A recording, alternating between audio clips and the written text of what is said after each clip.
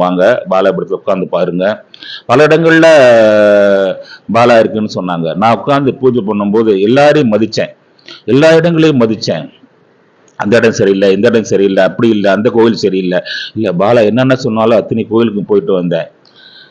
தமிழ்நாட்டில் இருக்கிற கோயில், கர்நாடகா கோவில் எல்லாத்துக்கும் பாலா சொல்லுவா. சொட்டானிக்கிற கோவில் எல்லாத்துக்கும் சொல்லுவா. நெம்லி பாலாபீடம், ஒரு சம்பக்கம் பாலாபீடம், அப்புறம் 5-6 பாலாபீடங்கள் வரப்போகுது, 9 இடத்துல பாலா வரப்போகுது. இது எல்லாமே அம்மா சொன்னதுதான், இன்ட்யூஷன்ல சொன்னதுதான்.